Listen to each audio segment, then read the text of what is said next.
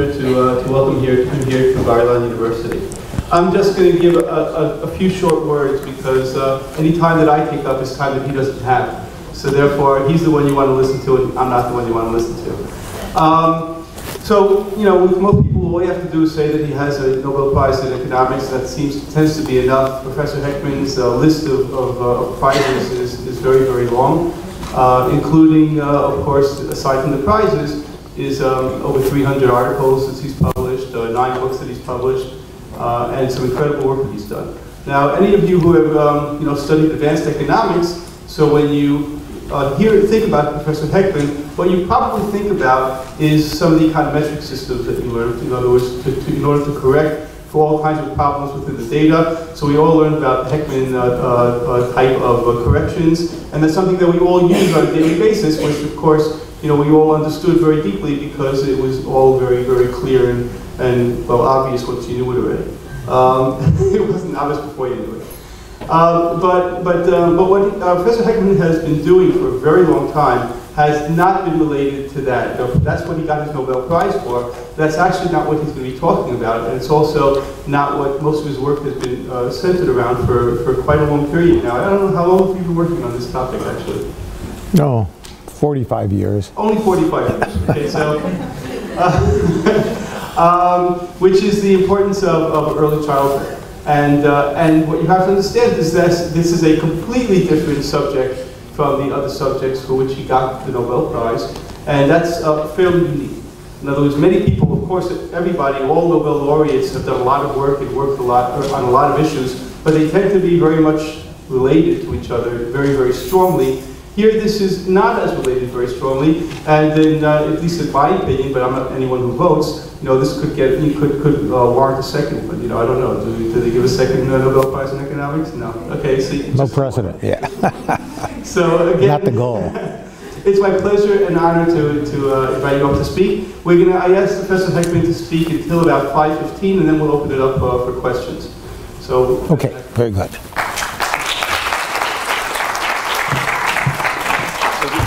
This is backwards. And yeah, okay, thanks, I got it. What I'm going to do is put on some glasses so I can see a little better. Okay, well, thank you very much for the introduction.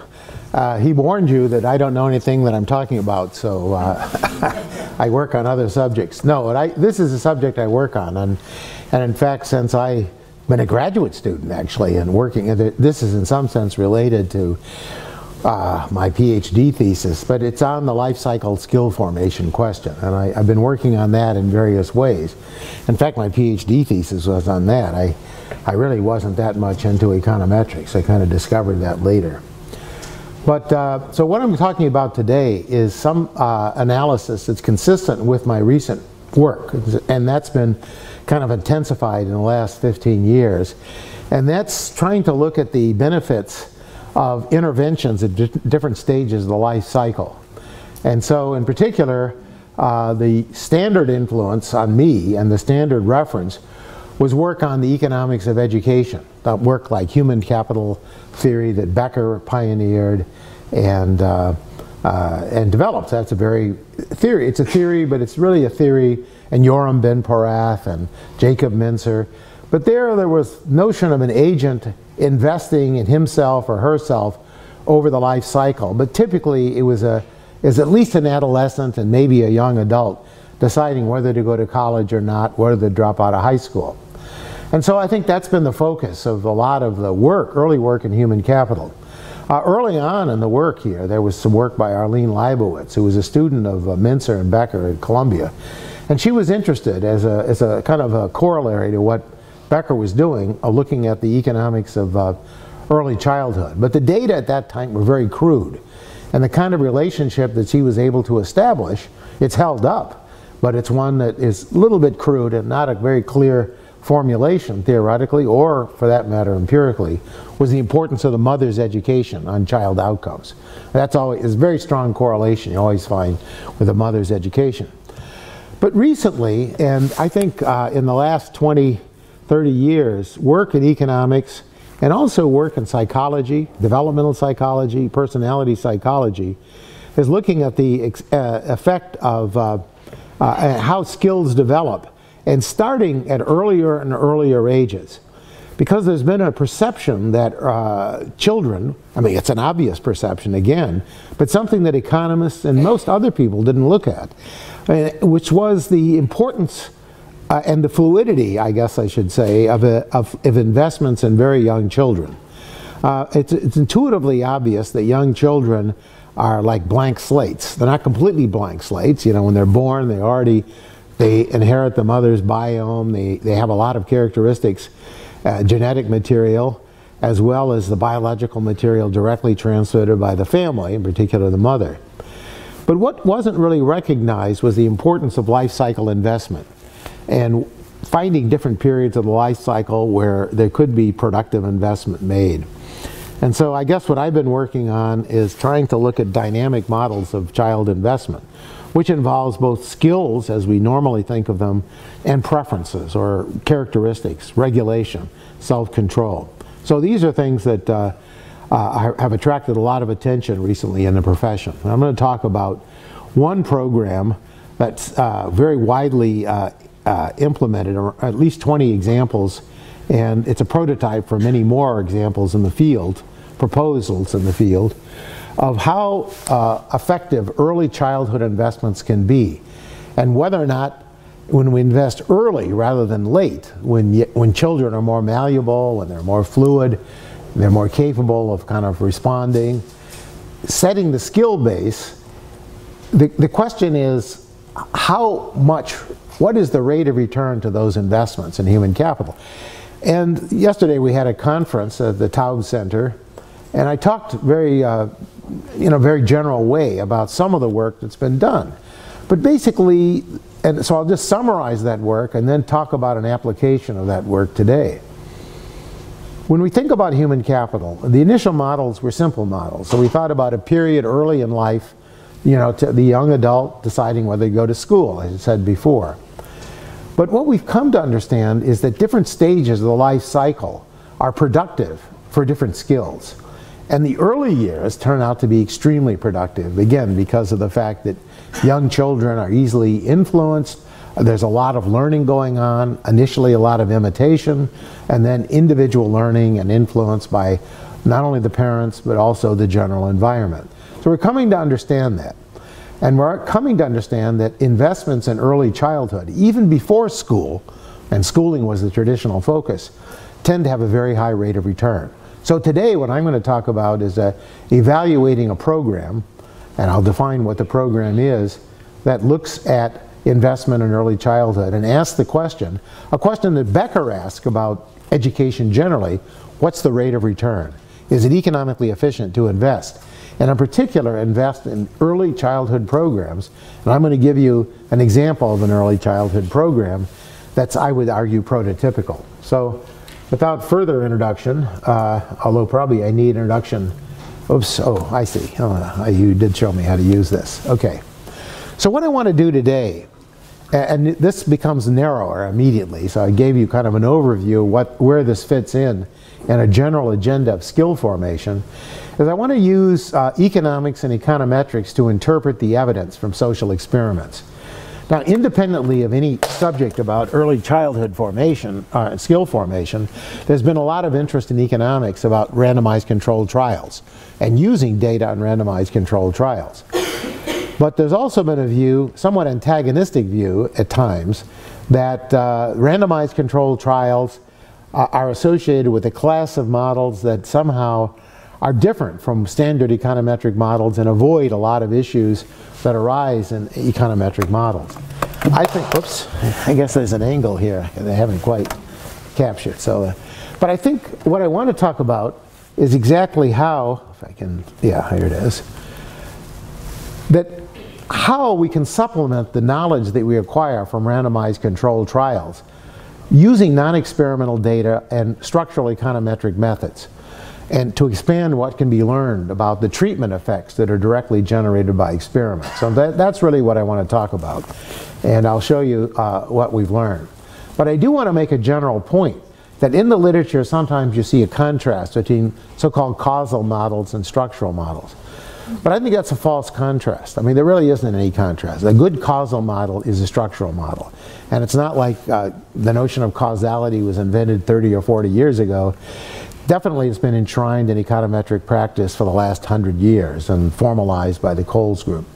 But the larger point is that no particular form of data is privileged. And so there has been a discussion, there's an ongoing discussion that can take antagonistic form, saying that you must use a particular methodology to gain knowledge. Here, what I want to talk about is using lots of different sources of information, including information from an experiment, to try to take this together. In fact, I have some other work, maybe you'll invite me back next year, where we're actually, with Bert Singer, where we're actually looking at abduction, what's so-called abduction, really trying to use all the available data, both anecdotal and formal data, the way we think about it, randomized controlled trials, non-experimental methods, to give the best interpretation of the data and try to come up with the best explanation or set of explanations compatible with the data. So that's what I'm going to talk about. That's what I'm going to implement today, that kind of strategy. So I would argue, contrary to some of the views in the literature, that the idea that randomization by itself will answer many questions, I think is a mistake. I mean, randomization is a powerful tool. Instrumental variables, of which randomization are a special case. They can give you lots of interesting questions. But we really truly want to go deeper sometimes than just treatment effects, to understand mechanisms and to understand benefits, and to go over, in particular, in a life cycle program, if we have an experiment, we follow children up for a certain age, what would be the lifetime return? We only follow children to a certain stage. So without further introduction, oops, this didn't come through, so I'm going to drop this slide. Oh boy, okay. Do you have it on? That's okay, it's not important. That's kind of whimsical anyway, so don't worry about it. I do, no, I have it right here, but I mean, don't worry about it. Honestly, unless that's not important. I mean, that is just kind of, what the point was, it was an example of the blind man and the elephant. The old fable of the blind man and the elephant. The elephant being, in this case, the program that we're trying to evaluate. And there are different aspects of the program. There are the costs of the program, and I'll show you there are the multiple benefits of the program. But there's a question of how do you put all these benefits together in a common framework? How do you come up with a framework that allows evaluation of these programs? And instead of just focusing on one aspect, one particular treatment effect, trying to tell a whole story about the program. And that's really what I'm telling you about, and giving you an example of how to use this experiment. So I want to consider this economic evaluation. And in the end, I want to give you something like a benefit cost analysis or a rate of return analysis, and ask the question, does the program compete favorably with other investment projects? And that's a really basic question that economists ask every day. Now, what's the challenge? The challenge is we have lots of different outcomes. This is an early childhood intervention. The kids are actually in a program starting from 8 weeks of age to 5 years of age. It's 8 hours a day, 5 days a week during the first 5 years of the child's life. And then we have many, many measures of outcomes. We have measures of outcomes that include, as I said earlier, health, earnings, crime, educational attainment, and even their own behavior in terms of marriage, fertility, and their children's outcomes. So there really are a variety of outcomes. And associated with that variety of outcomes, we really want to think of some scheme to come up with an overall summary, not just to talk about some aspect, but to come up with some metrics for evaluating these multiple outcome programs. And one way to do it, it's not the only way, and I'll talk about other ways as well, and the consistency or inconsistency from the different ways, is to monetize the non-market benefits and costs associated with health, special education, and so forth. So that's a challenge. How you're going to essentially say, what's the benefit of reduced crime? What's the benefit of enhanced health? And can we credibly say anything about those life cycle benefits? So that's a theme. And then there's something that's received a lot of attention in the statistics literature. It's an old subject. It goes back to the work of John Tukey in the 1950s, but it's something that continuously gets rediscovered and properly emphasized in generation after generation. And that is, you have many, many data. You have a lot of different outcomes. And even within things like health and crime, even things like employment and earnings, there's a danger. If you have hundreds of possible treatment effects, how do you avoid what's sometimes called cherry picking? Namely, avoiding the problem with saying, look, I have 100 test statistics, and if I have a 5% significance level, then on average, 5% of those will be statistically significant if you take a p-value. So there's been a lot of work on multiple hypothesis testing, and that'll be underlying everything I do. I've written other papers on that, but it's really central when you have a project with multiple outcomes to try to avoid this cherry picking. And another question is extrapolating the multiple benefits over the life cycles. So these are human capital investments, so they pay off. Some of the benefits are benefits about health, and the health payoffs occur much later in the life cycle. So even if we argue that discounting will sort of eliminate the need to worry too much about future benefits, the fact is that some of these benefits really kick in, and some of them will be growing at a rate even faster, as you'll see, than sort of a rate of discount. So taking into account future outcomes, even distant outcomes, can play an important role. I'll give you a quantification of that. And then there's a technical issue. And it's another issue that plagues social experiments, and it's viewed as a plague. I want to talk about why it's really can be thought of as a benefit. Namely, in most every randomized controlled trial, and certainly in a lot of these randomized controlled trials about early childhood, when you randomize people out of a program, they have lots of other choices. I mean, this showed up in the studies in India, for example, about microfinance. There were 40 programs in microfinance, so people were evaluating a particular program and sometimes not being all that careful about the 39 other programs that people could take as an alternative. And the randomized controlled trial was telling you what the effects were of what the treatment group had access to. They had all 40 of those programs versus the next best, the remaining 39 for the control group. That's very different from the notion of what the effect of the program is compared to nothing. Sometimes that's viewed as a problem. It's called control group substitution. But it also creates an opportunity for studying. When you look at the substitution into those other programs, it gives you a whole set of comparison groups. But it does require that you supplement the data, unless you can further randomize, do multiple stage randomization, even providing alternatives. And some people have been able to do that, but it's very rare. It does require that we supplement the experimental data with some non-experimental methods. So that's what I'm going to show you. So what I want to talk about is, economically interpretable treatment effects, and I want to integrate the so-called causal effects, randomized controlled parameters, with structural models. And then I want to establish what I think are plausible ways to extrapolate and to give you some sense of the credibility of the estimate. So it's not just my making up a particular number and you having to believe that I'm an honest soul, that you can actually look at the data and explore just exactly how sensitive different aspects of this process are to different assumptions. And I'll give you an example of that. So what I want to show is that there are substantial findings. The program had benefits on health, the quality of life and healthy behaviors, the earnings of participants, it reduced crime, promoted education, and it even was helpful in a two-generation sense. Not only did it give benefits to the children, but because it was an 8-hour program, it was also providing child care to the mothers. And as a result, mothers, not all these mothers who were teenage mothers who had dropped out of high school, were enabled to go to college, or at least able to finish high school, get a secondary degree certificate, and some of them go on to college, and of course gain resources and work experience in the labor market. So it's a child care program for the mothers and a benefit for their children. That's how I want to look at the benefits of that. And of course, quantifying the benefits depends critically on how we think the child care market and the labor market is operating. So that's why we have to be careful in terms of the economics of this program.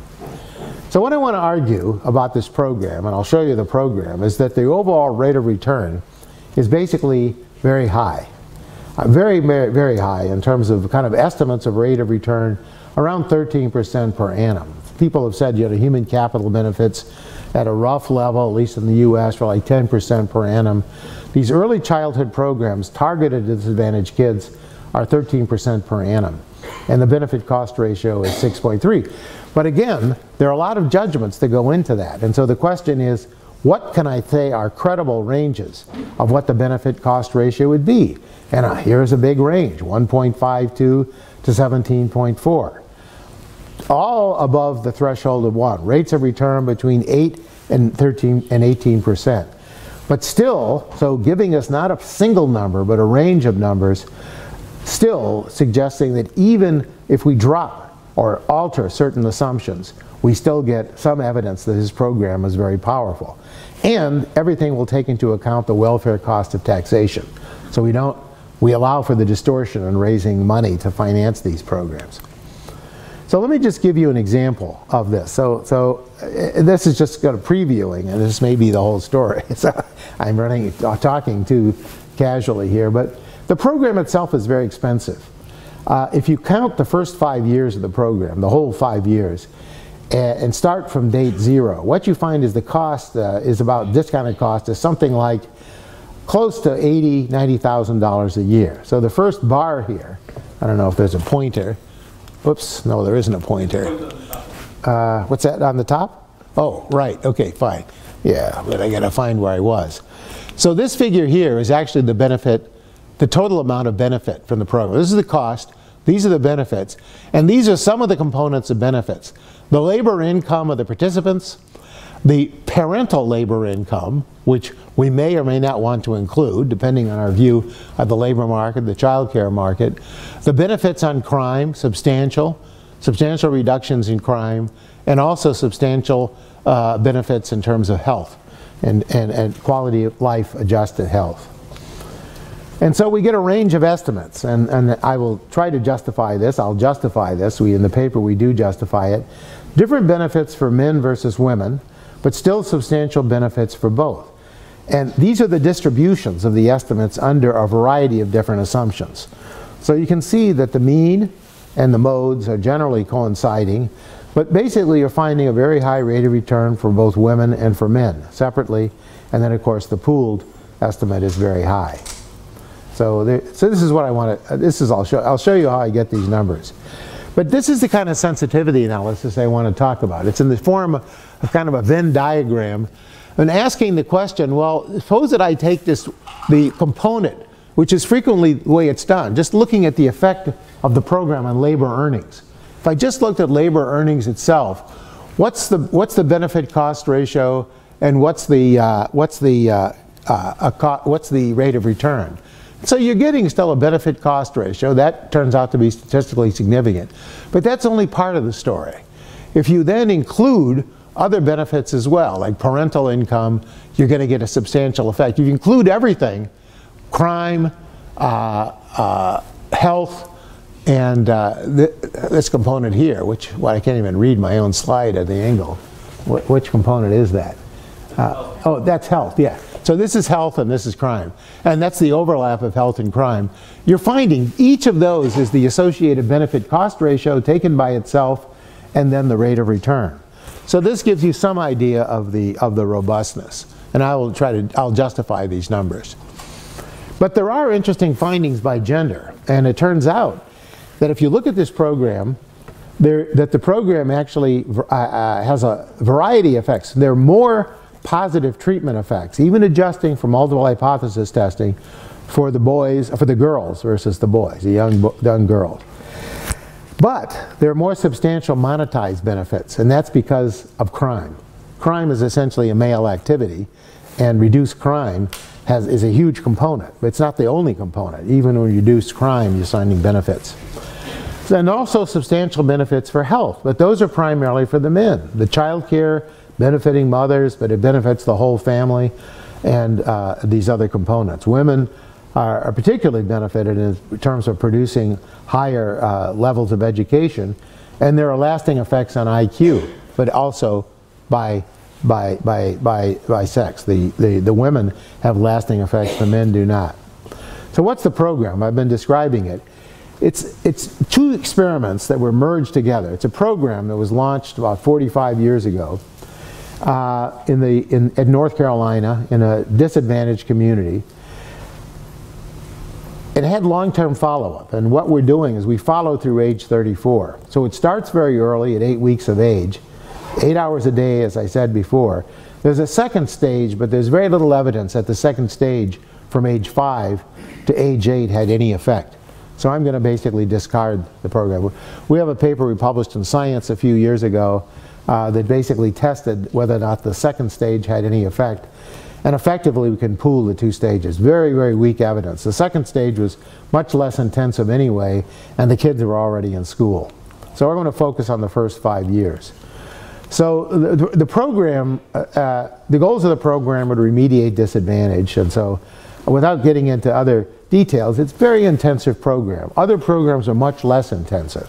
And there's a whole discussion about whether or not we need this high level of intensive program. But the goals of the program were really to screen children early on in terms of health, to emphasize learning experiences, and to teach social and emotional skills, getting kids attached to developing habits among the children. And it's subsidized childcare, as I already said. And this is just a list of programs currently in place that use exactly this implementation. There's something in the United States called Educare, a very intensive version of this program, advocated and implemented in places like Illinois, Nebraska, Oklahoma, Washington, D.C., and so forth. But there are many other programs that have been launched around the world, actually, and especially in the United States, but some in Australia and Canada as well. So this is not just a single program in isolation. It's a template for a program, a very intensive program.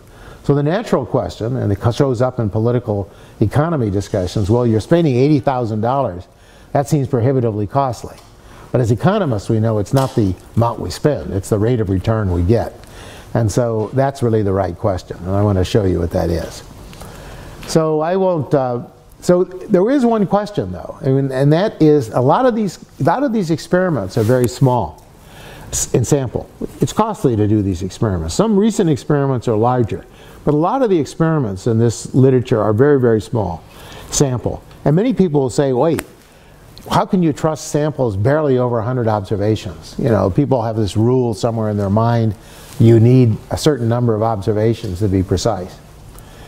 But what we found is basically, and this was in a paper we published in Science, when we do small sample inference, as we do, now permutation-based inference, so we're not relying on any large sample theory. Surprising, I did find this surprising, is that the asymptotic theory, things that would justify things like the bootstrap and the standard kind of asymptotic results, that's valid. And so actually we can go interchangeably. And it's much more flexible. So I'm going to use that today. But in the 2014 paper, we conduct studies looking at permutation inference, exact small sample, and then large sample inference. And we do account for other aspects of the compromise and the randomization. So let me give you some features of the program. This is like a revealed preference argument. Everybody who was offered the treatment accepted it. I mean, it's interesting. A lot of programs don't have that feature. They're just not interested. On a lot of the manpower training programs, the take-up rate can be as low as 30 or 40%. In this case, all the people offered the program agreed to participate. So non-compliance was not an issue for the treatment arm. There was some attrition, but it was primarily child death. This is a population at risk. And it's 45 years ago, and there were some children who died. And there were few people, very few, who moved away. But that's really not the primary cause, it's death. So then what am I going to do? So here I will try to skip over this, but here's the problem that we confront. The problem is we have a treatment period, 0 to A bar. We have a follow-up period, until this stops at age 5. And then they're followed up from A bar to up to 34, through 34. So that's A star, and this is the rest of the life cycle. And these programs have benefits. We want to be able to try to understand. We have a panel over this period, although it's not an annual panel. It's a panel that essentially is intermittently, this group is intermittently sampled. And we're actually fielding an experiment, a follow-up through age 45. But today, I'm going to stop at age 35 or 34, because that's the data that we have currently at our disposal. So here are just some notation. People who are eligible to participate in the program, there's some baseline characteristics. I'm going to call those B, and they live in a set calligraphic B naught. And there's a high risk index that was used to screen people into the experiment. So one crucial feature of this evidence, and a lot of the evidence for early childhood, is these are disadvantaged people. So this is not a statement about universal programs, even though politicians, at least in the United States, de Blasio in particular, and a lot of other programs, a lot of other politicians have basically tried to generalize this. Virtually all the evidence on the effectiveness of these programs is for disadvantaged populations, where there have been very high. And that's a warning, but we can calculate the high risk index. We know that. We observe all the determinants in the randomization protocol. So let me just introduce some very simple notation. I don't want to go too long here, but just to explain what we're doing. So W equals 1 if parents want to participate in the program. So W equals, randomization is basically R equals 1 if a child is randomized or the family is randomized to be able to participate in the program. So there are two values. You can be randomized in and randomized out. And of course, participation is a composite variable that consists of both being able to get in by virtue of randomization and wanting to take the offer. But I told you that everybody's in this set B, or calligraphic B, takes it up. So that actually simplifies the analysis. So what we can do then is interpret the treatment effects generated by the experiment as an average treatment effect for this population at risk. So it's just not a treatment on the treated. This is really for everybody in that population. Okay, so what do we have? So this is just notation. This is the outcome vector with treatment. This is the outcome vector without treatment. And then we have exposure to treatment. Oops, I think I skipped over something here. It should be, okay, I hope, yes, here it is. So there's an aspect here, which is true in many programs, that the people in the control group now, this is kind of the take-up rate, like 25% of the people in the program, the children stayed at home, 25% of the participants throughout the whole program.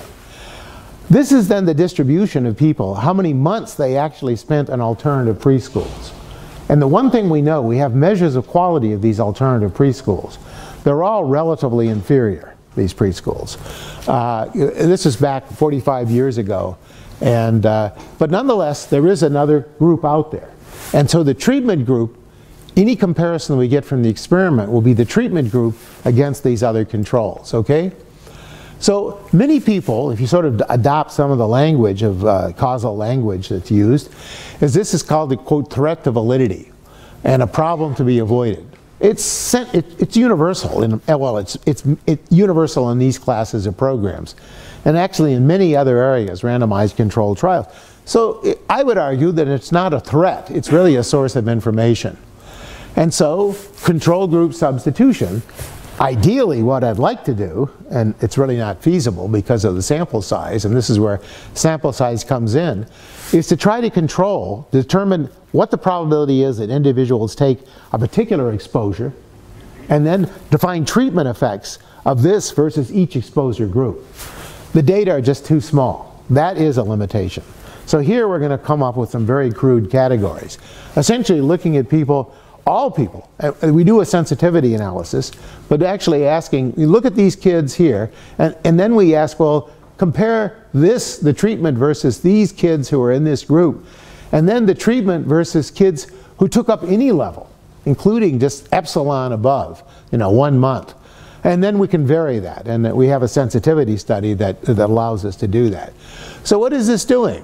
So, to set up the notation, what we're doing then is essentially saying, we're kind of cutting the, or summarizing the data in a crude way to say, here are children who are in home care throughout the entire length of the program, and then we have children who are in the alternative preschool. And so again, within the control group, we have groups subject to home care exclusively, and the group that actually is in the treatment group, in the control group, looking at some alternative. So they're not at home, but they're in some alternative form of child care. And then we get another kind of counterfactual, analysis. We get basically a switching regression kind of framework here, where the control group consists of two groups, those who had home treatment, those who had non-treatment, and V basically is either 0 or 1. Either you were participating in some other program or you stayed at home, V equals 0. So that's the idea. So we want to estimate different parameters. So what does the unaided experiment answer? The unaided experiment is basically answering the difference between the treatment and control, this versus the next best. So if you're familiar with late, this is kind of the late analysis. This would be the late version of this for individuals who are at risk in the treatment group. So that's the late, that's what this experiment actually identifies. But there are other parameters too, which is what's the benefit of this program versus staying at home? What's the benefit versus going into one of these other preschools? And you get two different answers. And this is where we can find pronounced gender effects. So we're going to do this. But to do this, given the randomization is at the stage, you know, do you get into the program or not? And no further randomization into access to control, this is going to require some non-experimental methodology. So we have these different kinds of treatment effects, and they answer a different question. And I would argue that for many purposes, when people are asking, what's the benefit of this program versus, versus no program at all, that they're interested in, they're interested in this question here, which is this program here versus home care, okay? And the substitution, the environment varies across, and ideally we'd like to look at each possibility. But again, the data are too crude to do that. So we're going to just cut it into two groups. So we need non-experimental methods. And so there's an open question here. And the question is, we have all these treatment effects. We have all these outcomes. And I'll show you a wealth of the different outcomes. But what's the best way to summarize these multiple treatment effects? And so we actually implement 4 different approaches, and we consider their consistency. The first is basically just doing what is kind of standard in a lot of this literature, which is looking at blocks of outcomes, like in health, like in earnings, like in education, crime, and so forth, correcting for multiple hypotheses, and then just asking how many. So the step-down procedure by Romano and Wolf, a standard procedure now developed some 10, 12 years ago, but building on a much earlier literature. So we can just adjust for the fact that we're cherry-picking hypotheses, and we could report results block by block. Okay, that's one.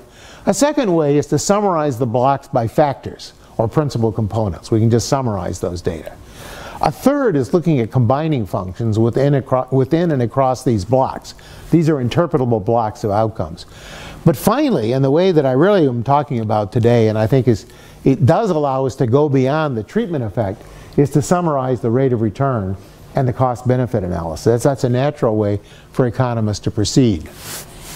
So, since I only have, what, 15 minutes, and we want to discuss, I don't know, maybe I should stop and you can take questions. You can ask, why am I doing this? So, that's another question. But the step-down analysis is just summarizing without giving you hundreds of treatment effects, which is, you know, the risk here in analyzing these studies, looking at one set of outcomes or just one block of outcomes and not looking at the rest. What we find is that the benefits are males are more likely to be employed when they're adults. They receive higher labor income, fewer felony arrests, better health. The women are more likely to graduate from high school, the women treatment group, positive effects on their employment, not as strong effects on female income, but there are effects. And there are fewer felony arrests, but it's just the magnitude, the damage caused by the social damage caused by these arrests is much weaker. So the benefit, monetized benefit of felony arrest is much smaller. So I won't give you all the treatment effect. If you do factors by block, you get complete agreement the first way. So instead of testing it item by item within a block of potential outcomes, you summarize it by a factor. Just take factor analysis, look at that result, or form principal components.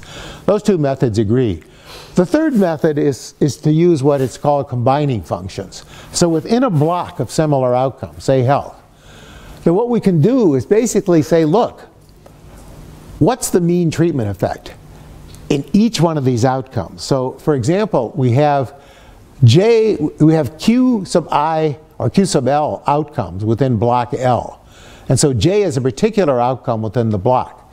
And so at a given age, we can ask, what is Y1 versus Y0? Or we could break Y0 into further subcomponents, right? And we can ask the question, what's the benefit? That's just the treatment effect block by item, and then end up just with a counting. What fraction of those blocks are positive? Or positive and significant, two different ways to summarize the data. And so you can either summarize the proportion of beneficial outcomes in a block, or you could actually summarize the proportion of statistically significant. So these kinds of combining functions are used all the time, like in some meta-analytic studies and a lot of ways to summarize data. It's one way to summarize the data, but you're still not getting a very clear interpretation. And of course, under the null, if it's really just that it's random, you know, it should be like 50-50 if I have a large block of hypotheses, right? 50% of the time it should be positive, 50% of the time negative. It's just centered at a half. So it's like you're tossing a coin. And you can test that. And again, that's where we're going to use the asymptotic theory. And we'll use bootstrap values, much, much easier. And we can count significant results. So all those are ways to do it. And these are ways that a lot of people use to summarize social experiments. But in some sense, this is a very ugly way. I mean, what am I going to take out of these blocks? Okay, it works for employment, might work for men, doesn't work for women. I'm an economist, and I want to understand, is this a useful way to spend social resources? So what I want to proceed, and this is just what we find in terms of outcomes in combining functions. What we find, for example, if we use the benchmark of 50-50, we find that the percentage of outcomes with a positive treatment effect for women, it's well over 75%.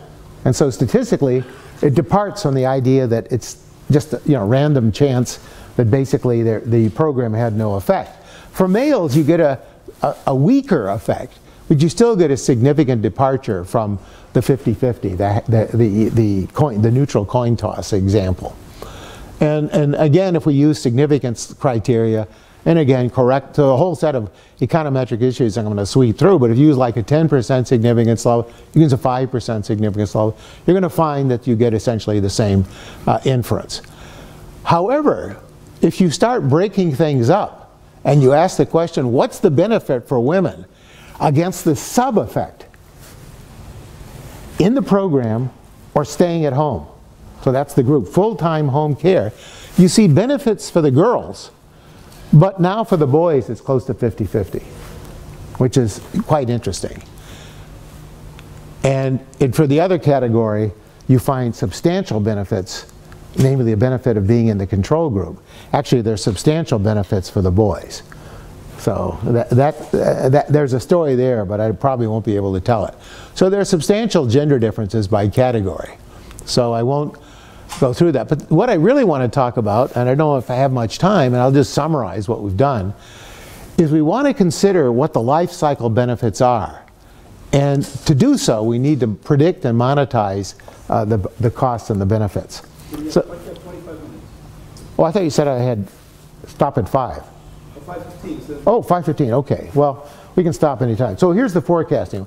So this is really, this is the challenge, that to understand how to aggregate all of these treatment effects. We can report treatment effects. You can write lots of papers that way, but it's not clear what you're going to say about the program. Question or? Okay, go ahead. No, ask now. It's much better to get. Okay. Yes. My question, all the time you speak about gender. Yes. Well, sex. I mean, these are little kids. So, yeah. No, and you put. I'm not speaking about what is happening today in those days. I speak about those young kids.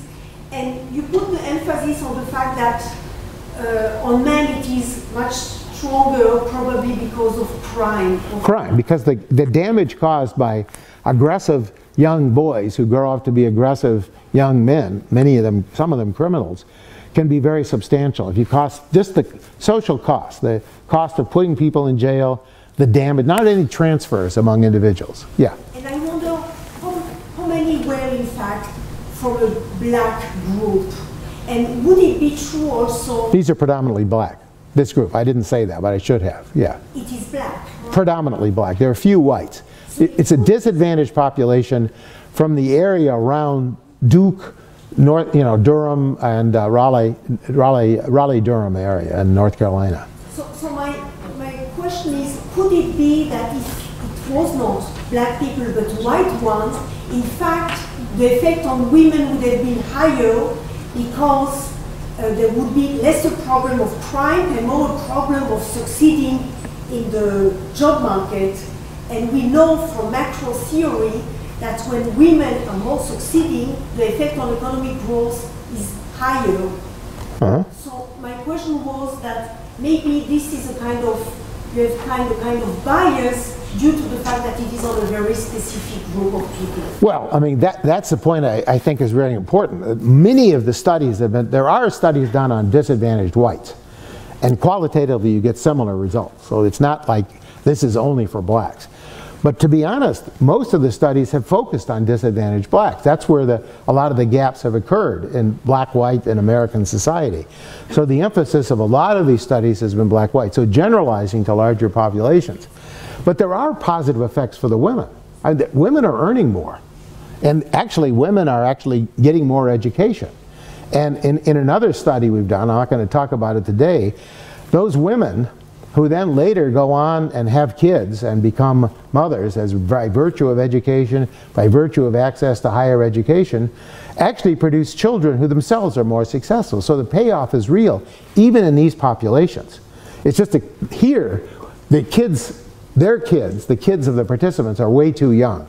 We have no good way to evaluate the next generation effects. But now at age 55, when we look at some of the early programs for like Perry preschool, we find real intergenerational effects. So I would argue there are effects for women. So there are more positive effects for women than for men. Exactly. So the count is always higher for women. But it's just that the damage done by men, it turns out that these programs, there's a work by a psychologist named Terry Moffat. I don't know if you know her work. She's at Duke and also spent some of her time at UCL. But there's pretty good evidence that aggressive behavior, what sometimes the psychologists call extroverting behavior, which then translates often into crime and pathologies later in life, starts to reveal itself ages 3 and 4. So that's some evidence, very good predictors. So you're finding that. These programs happen to target some of those children, both this program and many of the other programs. This is starting before age 3, but it includes also people 3 to 4. I mean, they start at 8 weeks. So it turns out that one of the great benefits, taken just by itself, is the crime.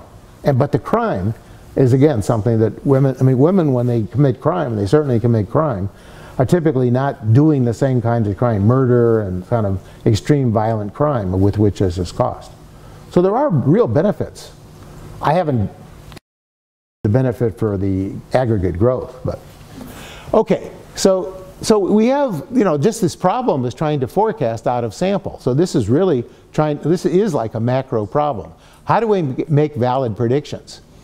And so here's where we can supplement the experiment with auxiliary data. And so what we stop at age 35, but we have lots of panel data after age 35 from other samples. And so without getting into the details, we can say, suppose that what we have, say in the United States, we have some data from the panel survey of income dynamics, the National Longitudinal Survey. They roughly align with the ages of these individuals. And we can follow those people well past 34. And we also have the Health and Retirement Survey, which allows us to predict and look at health and effects on retirement and so forth.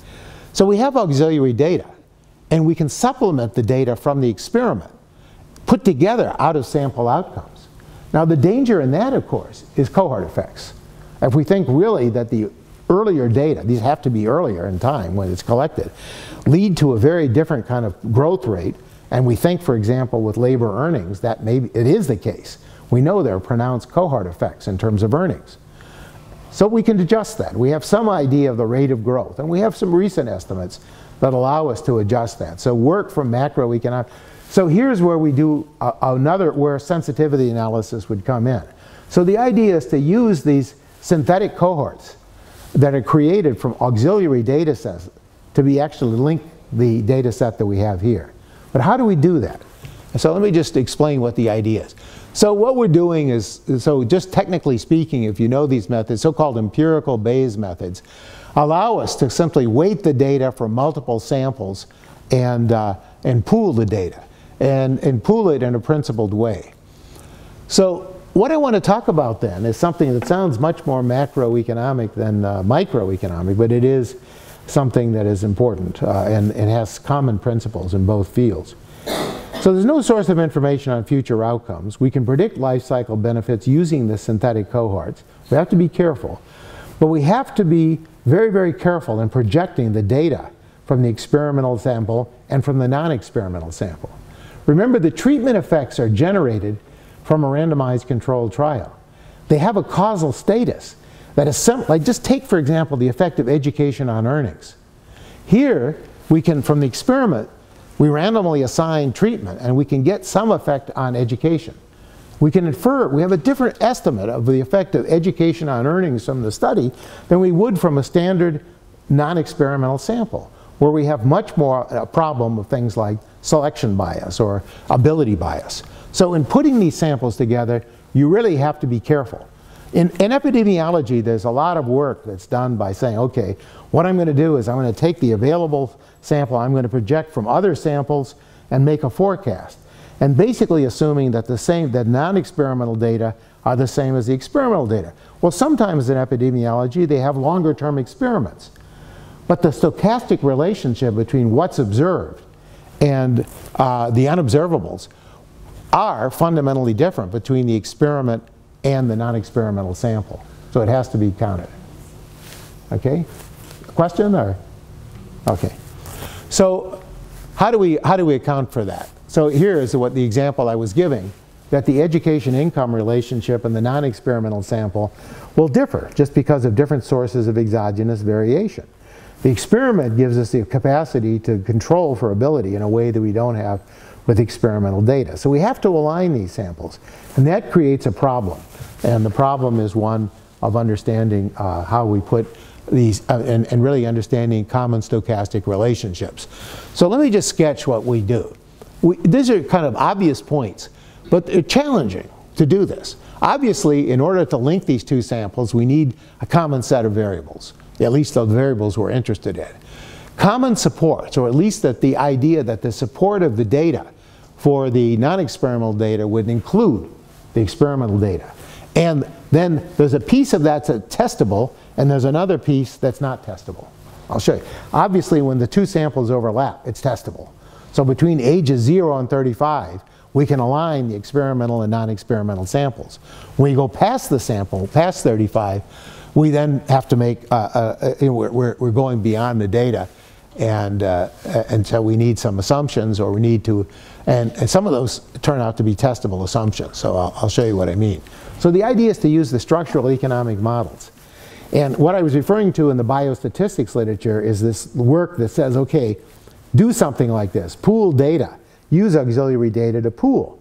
But it's just that we can't uncritically use it because we exactly have a different set of parameters estimated from the experiment from the non-experimental data. So how do we do this? So the key assumption, and this is an assumption that actually extends some work.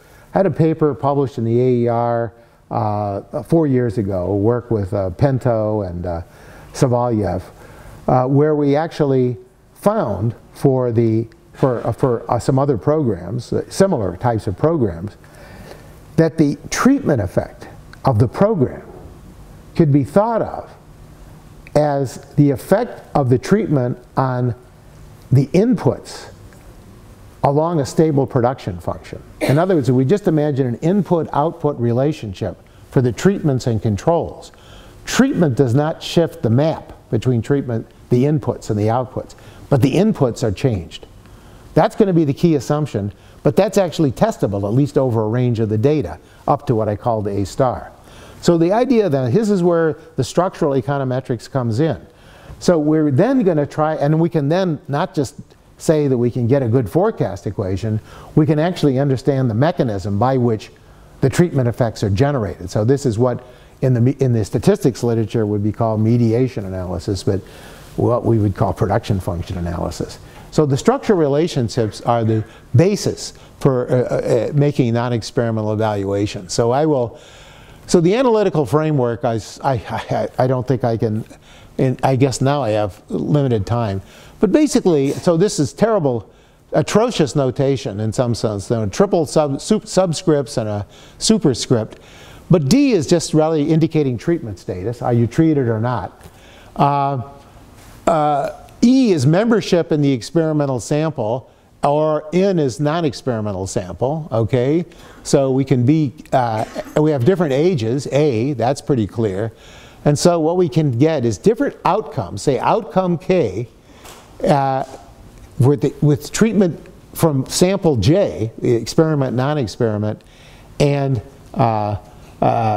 followed in both experimental and control. So we have these structural relationships. And here, as I'm writing it, this structural relationship is allowed to vary between treatment and controls. But what I want to argue is the evidence, at least within the sample, suggests that I can eliminate that superscript. That treatment effects are operating through their inputs. Okay, that's a strong assumption. It's not something you would necessarily say, but it's an assumption that's been found in several of these experiments, and not just by me. Some follow-up work has actually shown that that's a reasonable assumption. So here, this is called, a structural invariance assumption. So the manipulation, the experiment, is basically operating through changing the inputs. Question? Yes? So this idea of input versus the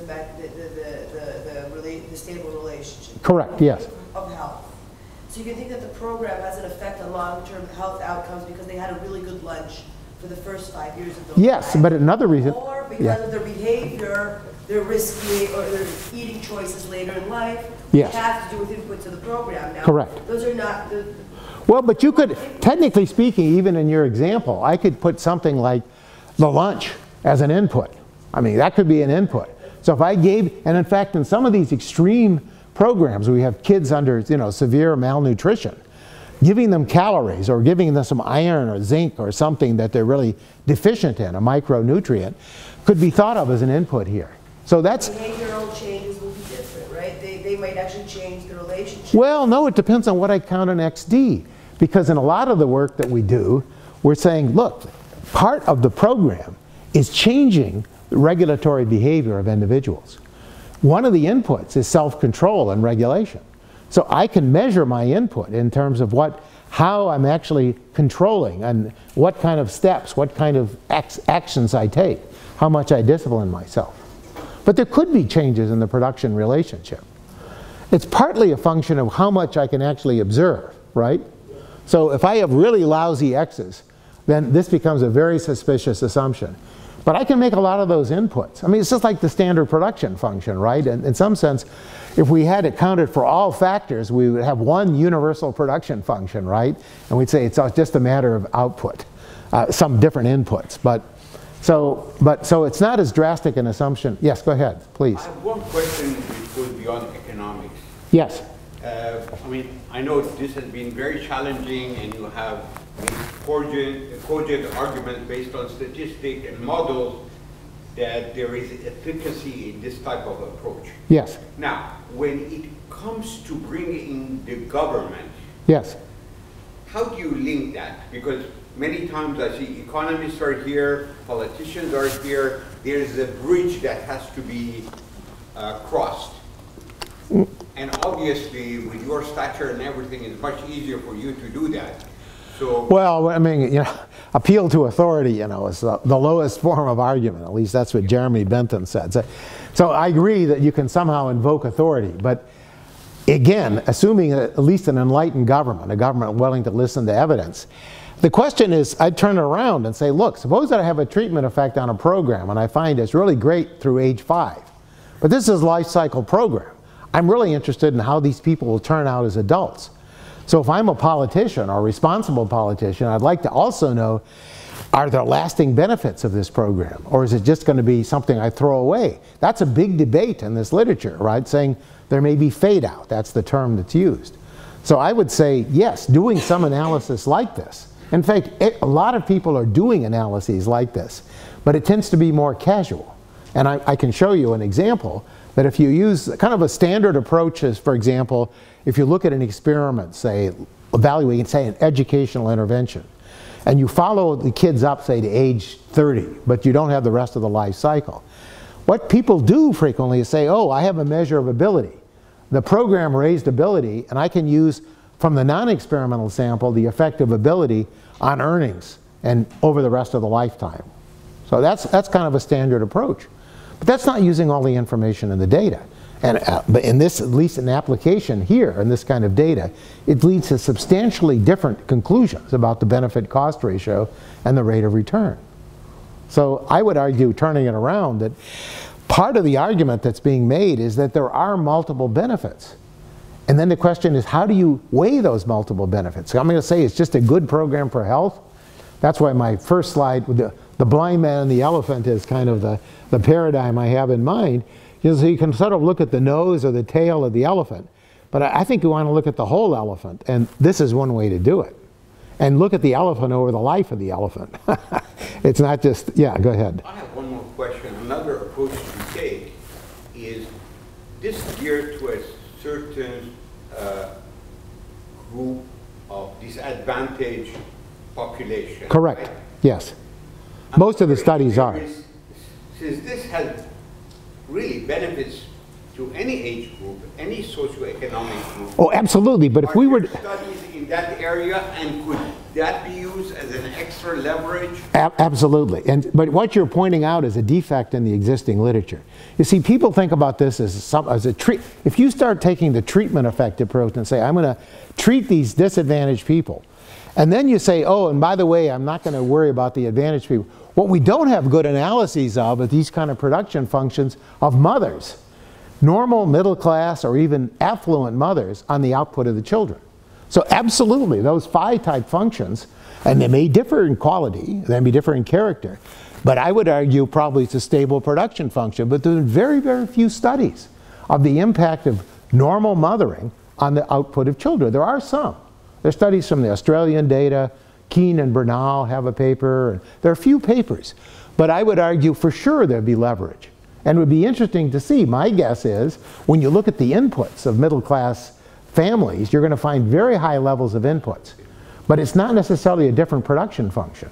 But some people would argue it is. Like Flavio Cunha has some work that suggests, and here's where I'd go back to your point, that you being you, sorry, I'm pointing two rows past you, that in some sense, and maybe kind of undermining my point, and maybe then sort of showing how what should have been said and what can be said, that at least if you use a standard set of inputs, that the mothers who are disadvantaged are operating with a different production technology than the other mothers. So that would be something to know. And there is work underway, exactly asking how those phi functions differ between more middle class, but it's still, that truly is in the beginning stages. But yes, you could leverage. The benefits are also different.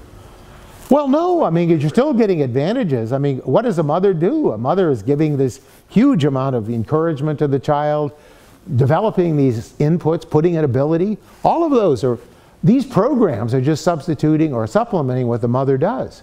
So I would put it on a common input basis. I think that's a much better way to think about these programs instead of saying, you know, I mean, the trouble with the black box approach is we have this shotgun called, you know, the treatment effect, and that's lots of different things. We want to boil that down to the characteristics of what's going on in the program. A lot of this is like reading to the kid. A lot of it is sort of taking the kid to health visits. So if we can standardize the inputs to those programs, we can then talk about what the measures are of disadvantage.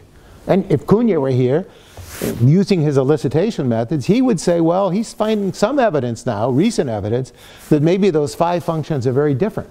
That mothers who simply, like take for example, a teenage mother who doesn't know that smoking while she's carrying the kid, and when she's pregnant, has serious disadvantages for the child's future development.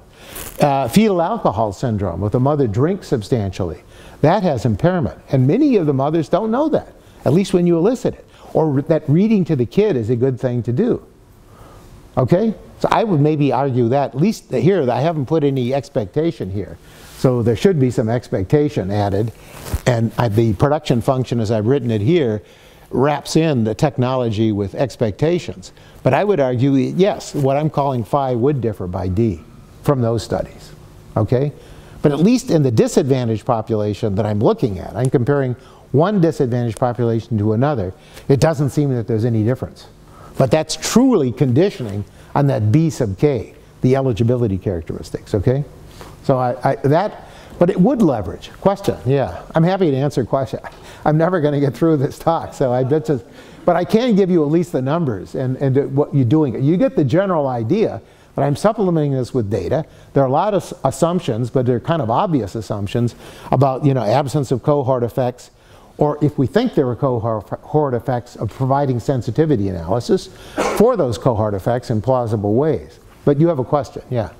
Just two short questions. One is about, this is for disadvantaged populations. Yes. If you can't segregate populations, if you know disadvantaged children are within the same child care as other kids. So this is just one question. Well, actually not in these programs. They will target. I know, but yeah. What if this is the case? I mean, the States is very segregated, but it's not that well.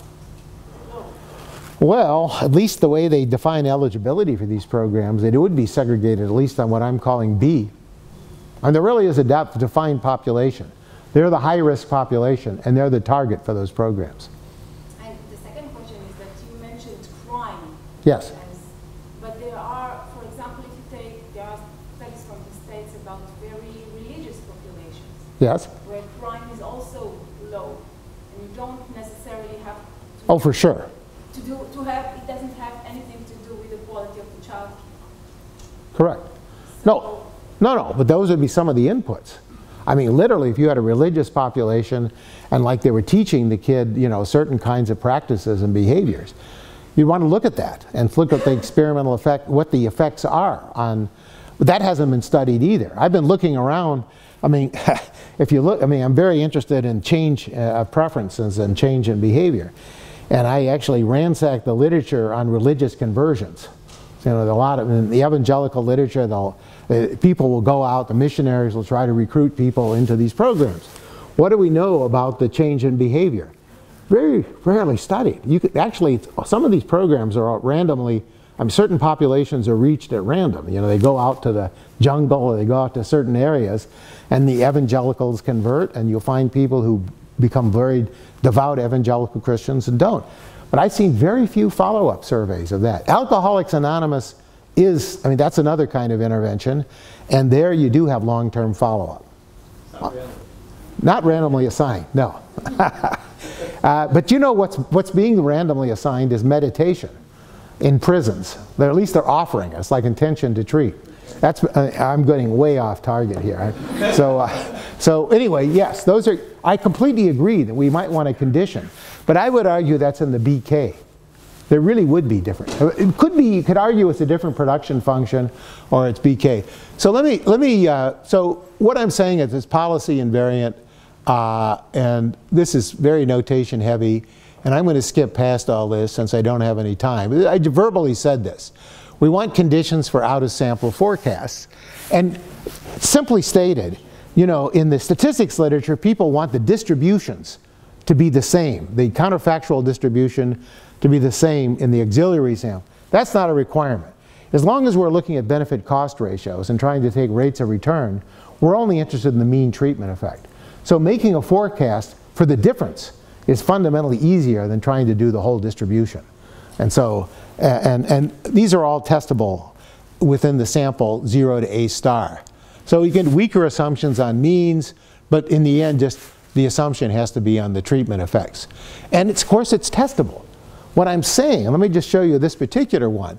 Here's the treatment effect. Those who are in the experiment, and these are in the non-experiment, given that I adjusted for the inputs. So this is a testable assumption. I can literally say, once I adjust for the inputs, then I can actually test whether this equals this over a whole vector. And it does, which is kind of interesting. So it's really suggesting the treatment effect is operating through our measured inputs. That's partly sample dependent. Okay. So, you know, you don't need exogeneity, but, you know, it's standard, that's kind of a standard econometric issue. So to get structural invariance. But it's this key assumption, which I already gave you, that these phi's, non-treated, treated, are basically the same. So even within the experimental sample, staying only with treatments and controls, what I'm going to argue is once I adjust for the experimentally determined inputs, I'm going to get the same treatment effects, the same outcomes. And that's testable. And in fact, we test it and do not reject it. Question? Yes? That's a minor issue. If you wish to convince us that the expected rate of return is significant, then you have to adjust to generate the risk-adjusted rate of return? Yes, and I'm not.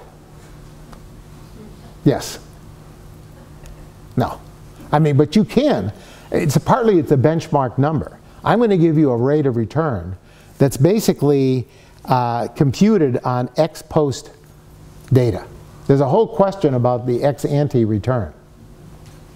Now I actually can get by fairly easily here if I start thinking about just what the benefit cost ratio expectation is. Right? It's linear in all these objects that I'm talking about. That's not true generally in terms of rates of return. But here I have a stream, at least of monetized benefits on the treatment and the control. And so I can account for uncertainty. And you know, it's a linear operator that I'm dealing with, so I can handle uncertainty more readily in this particular case. But you agree that the variability of the outcome might affect the conclusiveness of the result. Yeah, and if I had like general, preferences, risk aversion, I say on the part of government, I don't. I mean, it could be that there's a risk-adjusted rate against which I want to compare this discount rate I'm going to give you, or the benefit cost ratio. But the benefit cost, I mean, just the benefits and the cost, those are just sums, right? Linear sums. So I have uncertainty, I have put expectations. Now the question is, do I have rational expectations when I go in? So I'm really doing an ex post evaluation of this thing, right? So I'm bypassing that. I don't see where it would be a fatal mistake for this particular application to stay with something like ignoring the risk. What's that? Just neutrality. Well, yeah, because of the linearity here. I mean, but that's special to the benefit cost. What's that? Linearity is not a sufficient condition to the risk. No, but what I'm saying is I can compute the benefit, the ex post benefit, right? 13% is it high or low? But on average, if I'm going to say these samples, I can suppose I take a classical frequentist assumption. Then on average, if I do this many times, I'm going to find on average this is going to be the mean of those samples, right? So that would be the way that I would justify whether or not it's a decent approximation. It could be completely biased, say because of cohort effects. But the uncertainty here is going to operate through these random variables y that are additive, right? I mean, the government agency may have a very different preference function, and it may essentially want to value these things independently of this particular criterion. Anyway, so basically, these are the requirements. So I've run out of time more or less. So we can test a lot of these assumptions. Let me just show you what happens when we do this, and one other procedure. We can test within sample, and we do find for both men and women that there are substantial agreements in the overlap sets, okay? And we do find that at least the technology is such that the treatment effects are generated by the stable production function. So this is a summary, but I've really given you the story. And this is an example. This is a low-income population, by the way. This will not be something you're used to. This is not the standard population. This is the life cycle earnings profile. And these kinds of hump-shaped profiles peaking out relatively early are actually found in disadvantaged populations, these B populations.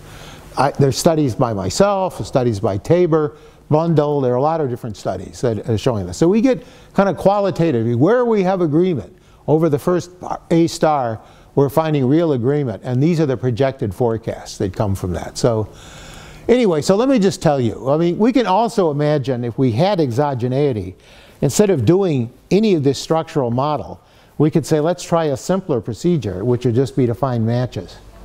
In the experimental group and the treatment group, I could find, we do that. It's valid non-parametrically, And actually, it turns out that matching gives us a very similar estimate. One last detail, and I just will close with the estimates. There's a whole issue, which I really haven't time to talk about projecting health. I mean, we have doctor visits at age 35. How can you project life cycle health? That's a real issue. So there are, in the treatment effects, these are now the treatment effects, real benefits from this program. At age 34, age 35, what you're finding is much lower blood pressure for the treatment group versus the control, evidence of less hypertension, pre-hypertension, and metabolic syndrome, which is a precursor for diabetes. So there are real health effects. We can measure that at 34. But how do we go forward in making projections? Most of these problems will appear later in life.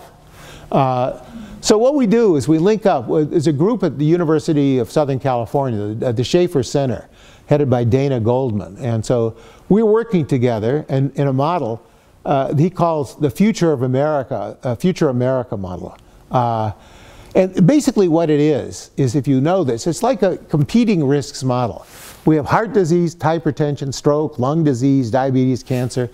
So what we do is we look at transition functions, age by age. This is fit on data where we can go. We marry our models to their models. And he goes into this health and retirement survey data, which is following individuals well into their 60s and 70s. So that's a whole separate issue about doing forecasts. And I can just say we link up and we can test the validity of the model, and we find substantial treatment effects on health. The crime issue is a standard question. How do you value crime? A lot of literature, a lot of debate in the literature, and for that reason we do a lot of sensitivity analysis about what are the costs of crime. Surprisingly, not that well developed. And so now we're going to show you what the examples are. So let me just show you and then stop. I've overstayed my welcome here. So the program costs are very, very high. So that many people would say this disqualifies it, but of course that's not a right argument. But this is what I showed you already. So if I monetize these costs, this is what we find, very substantial benefits. And now if I break the treatment effects out between this and the two types of alternatives, staying at home or going into low quality childcare, you get substantial differences for the male. So component-wise, look at the benefits. There are real benefits here for treatment versus the alternative preschools. And there's a whole literature showing that, in fact, disadvantaged boys in particular, young boys, are much more vulnerable, taking them out of the home. Girls are much more resilient. So what's even surprising is this negative effect. If you take the kid out compared to going to the home, so this is the comparison, the treatment effect against the home. Not very big. The boys are benefiting a lot from home. So the home versus treatment effect is not that big. Treatment effect in the enriched program versus alternative treatment effect, very big for boys. So this whole box is the total treatment effect, and then it breaks it up into the two treatment effects, sub-treatment effects I talked about for individuals who stay at home or would have stayed at home, or individuals who are in the control in alternative preschools, which are generally of low quality. And so we can get differential effects. And we can notice even for the crime, it goes negative, suggesting the real. So there is a whole literature on vulnerability of young boys. Yes, question? I'm sorry, but I didn't really understand what the program is. I understood it's like investigating in young children. What the program is? What are the contents? Yeah, oh, I skipped over it quickly. What it is, they're taking these kids in. I said, like 8 hours a day. They'd be if you want to think about it, it's kind of what goes on in the normal middle class home. So just kind of imagine what went on in your childhood from 0 to 5. I'm assuming you're middle class, I don't know. But basically, the mother reads to the child, encourages the child, and does these.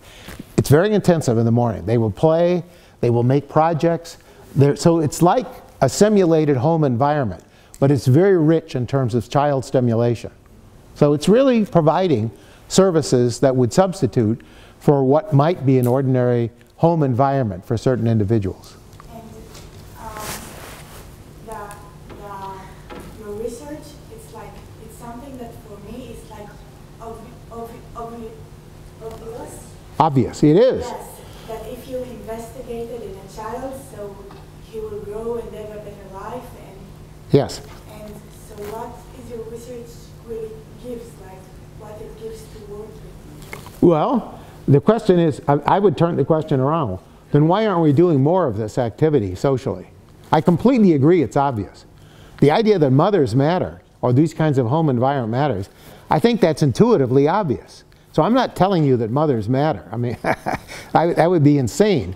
What I'm telling you is how much mothers matter and how much advantage we can gain by targeting individuals who lack those environments. So that's maybe a different way. Maybe you can see the value of providing people those environments.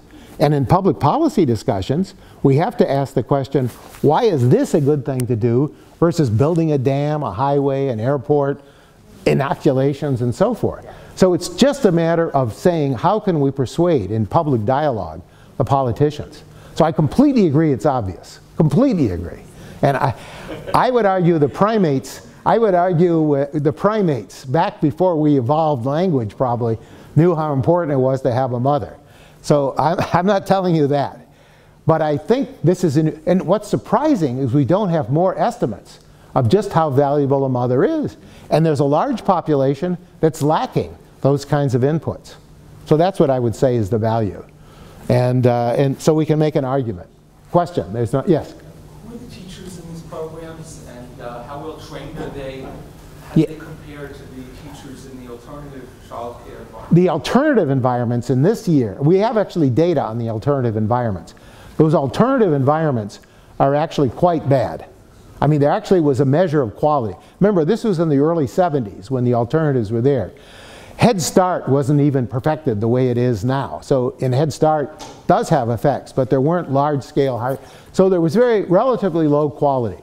The inputs of the teachers, they were typically people who had at least, they were probably college graduates. They were teachers. They were like teachers. Yeah. Like what normal teachers would be in a kindergarten or an elementary school. They would have those kinds of credentials. Does that answer your question? I mean, that's part of the reason for the cost. I mean, that input, that's a cost per child of $18,000 a year. And remember, these kids are being taught by multiple, I mean, the teacher is teaching multiple kids, so it's allocated, but the $18,000 is material cost, marginal material cost, as well as the cost of the time. A major component is cost of the time of the teacher.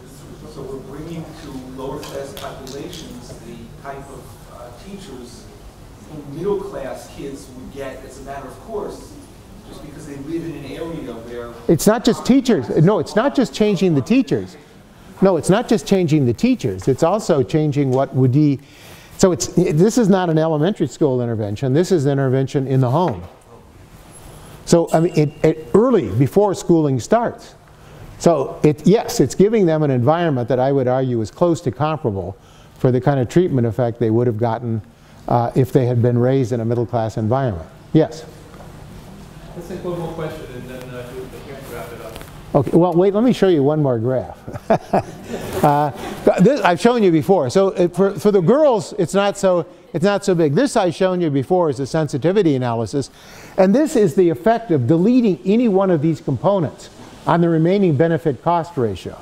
So just how to read the table. I'll leave the slides behind, and so if anybody's interested. We'll put the slides up on the department. Yeah, but this is the kind of net present value that would get if you take out the component of parental income, or if you take out the component of the quality of life, or if you take out education costs. So these are each of the incremental components. And so this is giving you a sensitivity analysis, and you can read down the columns. The IRR, you know, it varies, so that's why you get that big range that I reported. Bigger for men than for women. The pooled analysis, you still see, under a variety of alternative assumptions, benefits from the program. So I would argue from credibility grounds, this gives you a sense that I'm not just giving you a single number and telling you it works, and I fished for the data for the last 30. I showed you this graph before. So I will stop, but this is the kind of, this embodies this range of sensitivity analyses that we do. Let me give you one last thing. There are a bunch of sensitivity studies. No, but this is what I'm saying. I said what the standard practice was. So Chetty has this paper on evaluating a program in the Tennessee schools. I've forgotten the name of the program. STAR program. Some of the students here just read about. Okay, fine, STAR. You apply his methodology to this kind of program, you would find basically, Klein and Walters do that. There's another paper on control group substitution in the Head Start program. What you would find would be the benefit cost ratio of 0.58. He's only projecting to a certain age. It's very limited. So what you do, what we did here, which is take into account all these different benefits, okay? And so this is our preferred method. You're going to raise that number. So even if we give him the benefit of that, look at labor income, project it later, you're getting benefit cost ratios that are close to 1. So you'd say it's a marginal program, no reason to adopt it. If you can consider all of these cases, project to longer ages, disciplined approach, and looking at the multiple benefits of the program, you will find effects like that. So it does make a difference. So, and a lot of people are doing this kind of, so yes, so you read it, that's an example. Klein and Walters, did they read that as well? Okay, that's a companion, it's looking at substitution bias in the Head Start program. So this is an inoculation. It suggests, you know, that I think accounting for these things makes a difference, and I won't go further. Okay.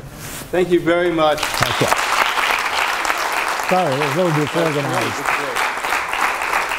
Let me just say that when you think about, you know, what to do policy-wise, there's a lot to do policy-wise. You think about, you know, the October committee that allowed for 3 to 4 year olds to be able to go to schooling. Now the thing is that particular program didn't particularly help the poor because the poor were getting that anyway already. But think about the program now that is put together for 2 to 3 year olds, and they're not getting that already, and there that could have a significant effect on some of those children. So these are types of policies that can have an effect, and that's part of why it's so important. Yeah. Thank you very much. Okay. Thank you.